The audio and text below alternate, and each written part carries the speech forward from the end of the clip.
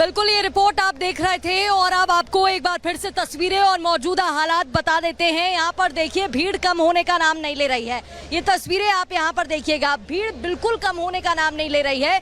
दूसरी ओर आप देखेंगे तो गाड़ियां नजर आ रही हैं, एमसीडी की गाड़ियां हैं। तो वहीं ये पंकज तस्वीरें जरा दिखाइएगा, कूड़ा गाड़ी भी मौके पर पहुंच गई और इसी को तो लेकर बच्चे बार बार सवाल उठा रहे हैं कि जब जरूरत होती थी, जब इतनी बार शिकायत की गई, तब तो कोई आया नहीं। हम यहाँ पढ़ने आते हैं, अगर हम इन्हीं सब में जुट जाएंगे तो फिर पढ़ाई कब होगी। ये तस्वीरें जरा देखिएगा, शहरी विकास कोष ये जो कूड़ा गाड़ी है वो मौके पर दिखाई दे रही है। म्यूनिसिपल कॉर्पोरेशन की गाड़ियां हैं, एमसीडी की 4 गाड़ियां मौके पर हैं, दमकल की गाड़ियां हैं, पुलिस की टीम है, रैपिड एक्शन फोर्स है मौके पर और उनका कहना है कि भीड़ को कंट्रोल करने के लिए वो वहां पर डटे हुए हैं। 3 स्टूडेंट्स की डूबने से मौत हुई, एनडीआरएफ को फिर बुलाया गया था। आप ये तस्वीरें जरा देखिएगा, यहाँ पर अगर कल रात की बात करें, देर शाम की बात करें तो कई फीट पानी भरा हुआ था, घुटनों से नीचे पानी था, उसको भी निकाला गया, पानी को रिमूव किया गया।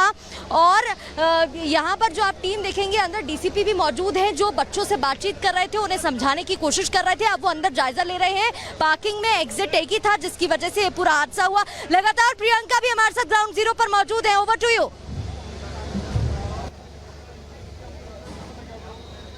बिल्कुल, देखिए हमारे साथ आई विटनेस है, आई विटनेस मेरे साथ है और इनसे मैं बात करूंगी। देखिए ये क्या दिखा रहा है, आपका नाम क्या? विष्णु। हाँ, ये देखिए क्या दिखा रहे हैं आप?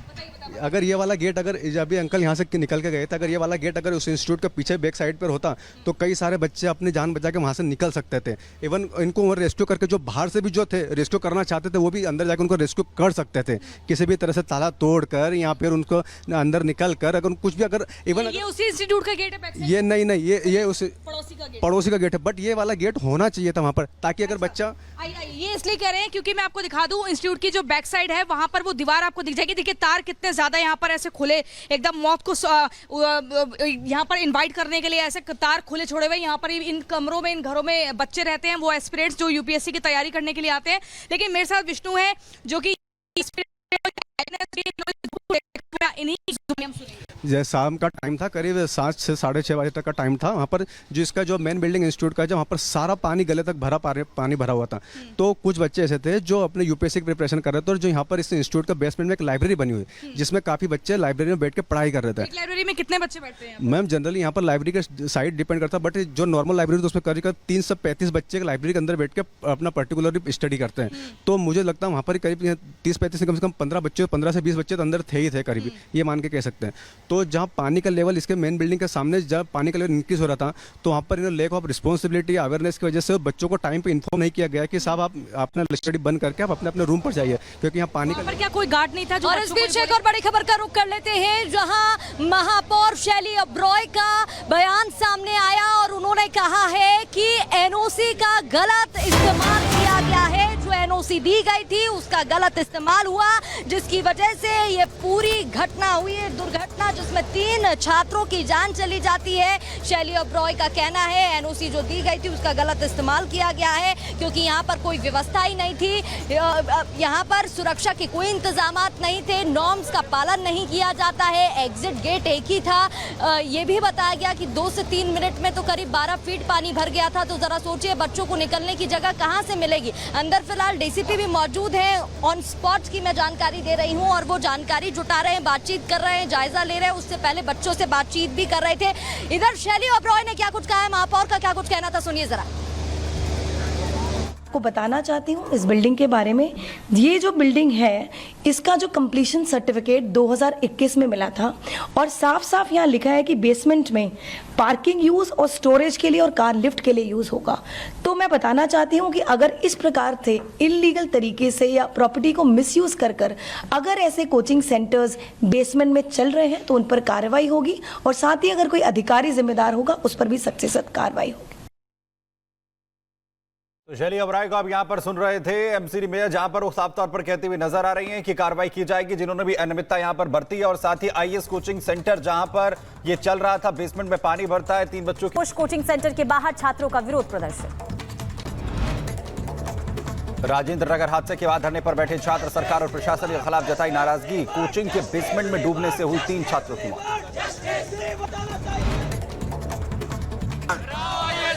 बच्चों का रखते रखो हमारी पुलिस हमारी। दिल्ली में हुई घटना को लेकर राजेंद्र नगर में भारी संख्या में जुटे छात्र। घटना पर सरकार के खिलाफ जताई नाराजगी। बुरी लापरवाही की वजह से हुआ हादसा। दिल्ली के राजेंद्र नगर में हुई घटना पर मंत्री आतिशी का बयान। हादसे को बताया दुर्भाग्यपूर्ण। बेसमेंट में पानी भरने से 3 लोगों की हुई थी मौत। दिल्ली के राजेंद्र नगर में हुई घटना को लेकर शहजाद पूनावाला का आप सरकार पर हमला। कहा यह हादसा नहीं, दिल्ली सरकार की लापरवाही की वजह से हुआ। ये हादसा नहीं, ये आम आदमी पार्टी के द्वारा किया गया हत्या है। ये आपराधिक लापरवाही है। दिल्ली बीजेपी प्रदेश अध्यक्ष वीरेंद्र सचदेवा ने राजेंद्र नगर की घटना पर दिया बयान। कहा दिल्ली सरकार की लापरवाही है, नालों की सफाई नहीं की गई। दिल्ली सरकार की लगातार हम कह रहे हैं कि नालों की सफाई करनी चाहिए, नालों की सफाई नहीं की गई। यहाँ के स्थानीय विधायक को पिछले 15 दिन से यहाँ की जनता बार बार कह रही थी कि यहाँ की नालों की सफाई भर दीजिए। आधे घंटे की बारिश में 3-3 फुट पानी जमा हो रहा है और 12 फुट की बेसमेंट है। ओवरफ्लो हुआ, नाला ओवरफ्लो, सारा पानी अंदर घुस गया, बच्चे अंदर दबके रह गए। दिल्ली की मेयर शैली ओबरॉय ने हादसे को लेकर कहा जो भी जिम्मेदार होगा तुरंत कार्रवाई होगी। इस दुखद घटना पर राजनीति नहीं होनी चाहिए। कोचिंग हादसे को लेकर बीजेपी सांसद बांसुरी स्वराज ने केजरीवाल सरकार पर बोला हमला। पिछले 10 सालों से सत्ता भोग रहे हैं, अगर नालों की सफाई कराई होती तो बच्चों की जान नहीं जाती। दिल्ली में बीजेपी की बड़ी बैठक जारी। पीएम मोदी बीजेपी शासित राज्यों के मुख्यमंत्री और उप मुख्यमंत्रियों के साथ कर रहे हैं बैठक। मीटिंग में शाह और नड्डा भी मौजूद। तो दिल्ली में हो रही बीजेपी की बैठक के लिए पहुंचे कई बड़े नेता। सीएम योगी, राजनाथ सिंह, ब्रजेश पाठक समेत कई बड़े दिग्गज आज बैठक में मौजूद। दिल्ली में बीजेपी की बैठक के दौरान हुआ फोटो सेशन। पीएम मोदी ने पार्टी के दिग्गज नेताओं के साथ खिंचवाई फोटो। राजस्थान, झारखंड समेत 9 राज्यों के राज्यपालों की नियुक्ति। संतोष गंगवार को मिली झारखंड की जिम्मेदारी, तो वहीं राधाकृष्णन को महाराष्ट्र और गुलाब चंद कटारिया होंगे पंजाब के राज्यपाल। यूपी विधानसभा मानसून सत्र को लेकर आज सर्वदलीय बैठक। आज शाम 4 बजे होगी बैठक। विधानसभा अध्यक्ष सतीश महाना करेंगे बैठक की अध्यक्षता।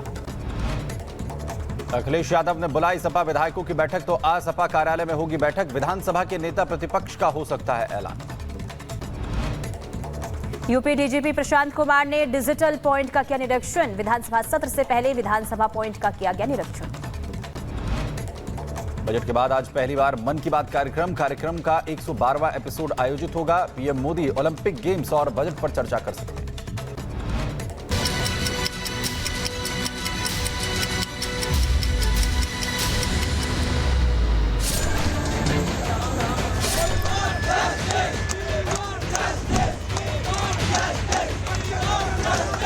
यहाँ पे हर गली में लाइब्रेरी है, जिसमें हाई कोर्ट का आदेश का कोई भी पालन नहीं हो रहा है कि अगर आप लाइब्रेरी अंडरग्राउंड बना रहे हैं तो एक एंट्री एक एग्जिट होनी चाहिए। ये जो मौतें हुई हैं, 3 मौतें, इसके 3 जिम्मेदार हैं। एक तो एमसीडी जिम्मेदार है, एक दिल्ली सरकार और एक जो ऑनर है। इन तीनों पे सख्त से सख्त कार्रवाई होनी चाहिए।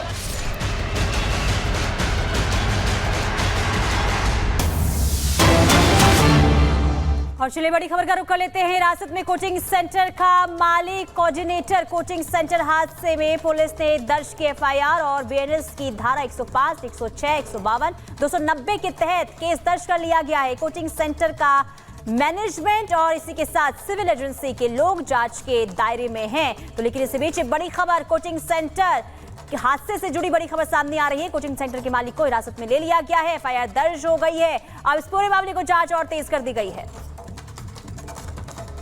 वहाँ पे सर्च एंड रेस्क्यू ऑपरेशन के बाद 3 डेड बॉडीज वो बेसमेंट से रिकवर हुए थे। उनकी पहचान कर ली गई है और उनके परिवारजनों को सूचना दे दी गई है। इस मामले में हमने एक एफआईआर भी रजिस्टर कर लिया है, जो एफआईआर राजेंद्र नगर थाने में दर्ज किया गया है। और अभी हमने 2 व्यक्तियों को इसमें डिटेन भी किया है, जो कि उस कोचिंग सेंटर के ओनर और कोऑर्डिनेटर हैं। इसमें जो भी इन्वेस्टिगेशन में इसके लिए दोषी पाए जाएंगे उन पर सख्त से सख्त कार्रवाई की जाएगी और हम इंश्योर करेंगे कि हम एक प्रोफेशनल और मेटिकुलस इन्वेस्टिगेशन करें।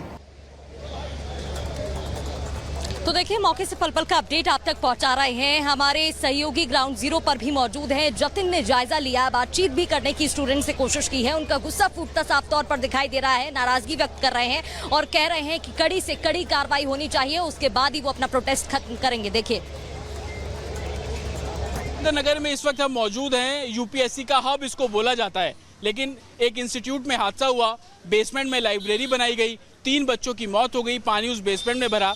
लेकिन इस पूरे राजेंद्र नगर की बात करें तो तकरीबन सैकड़ों ऐसी लाइब्रेरी हैं जो कि अलग अलग बेसमेंट में चल रही हैं। ये तस्वीरें आप देखेंगे, तमाम आपको यूपीएससी एस्पिरेंट्स के जो हब है वो यहाँ पर नजर आ जाएगा, इंस्टीट्यूट यहाँ पर है।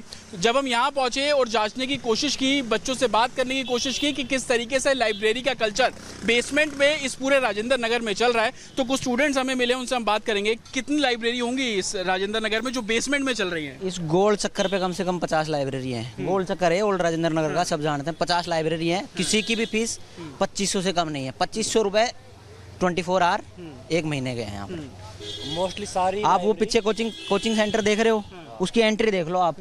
ऊपर तक कोचिंग है, इतनी सी एंट्री होती है इनमें। अब एक कोचिंग सेंटर में 800 ऐसे बच्चे बैठते हैं एक क्लास में। बड़ी क्लासें होती हैं। कुछ हो गया मान लो, कैसे निकलेंगे बच्चे? अभी थोड़े दिन पहले अर्थक्वेक आया था ना, दिल्ली में अर्थक्वेक आया था। 800 बच्चे बैठे थे हमारी क्लास में। भागे, निकलने की जगह नहीं मिली, हम तो कोने में फंसे रह गए। 10-15 मिनट हो गई, मेरे को गया अर्थक्वेक, या तो मर जाएंगे यहीं फंसे रहेंगे। बाहर से जितना खूबसूरत दिखता है, अंदर से एक जेल के बराबर। ये एक एंट्री है, इतनी सी एंट्री है, आप देख लो, ये दिख रही है आपको। इसमें से निकलेंगे 800 बच्चे और 4 फ्लोर हैं सब में, यहीं से निकलेंगे और कोई एंट्री नहीं है। क्या ये पूरे राजेंद्र नगर में ये लाइब्रेरी कल्चर है? ज्यादातर लाइब्रेरी इसी तरीके से बेसमेंट में है? सब ऐसी बेसमेंट में, क्योंकि सस्ता पड़ता है इन लोगों को। और दूसरा काम ये क्या करते हैं, जो बड़ी कोचिंग माफिया हैं, ओपन एरिया में ऑफिस बना देंगे और गलियों में जाके बनाएंगे क्लासरूम्स। वहाँ पे एक सीढ़ियाँ होती है 4th फ्लोर 5th फ्लोर पे, और वही रास्ता है, वही निकलने का। और ये लाइब्रेरी की बात नहीं है, पीजीओ का यही हाल है। पीजीओ में ऊपर छत के ऊपर 3 शेड से पार्टीशन बनाए रखे हैं। किसी दिन बिजली गिरी तो बंदा अंदर के अंदर मर जाएगा। ये हाल है इन लोगों का। तो ये स्टूडेंट्स है बता रहे हैं, और जिस कोचिंग इंस्टीट्यूट की वो बात कर रहे हैं, दरअसल वो ये इंस्टीट्यूट है। तस्वीरें हम आपको नज़दीक से दिखाने की कोशिश करेंगे।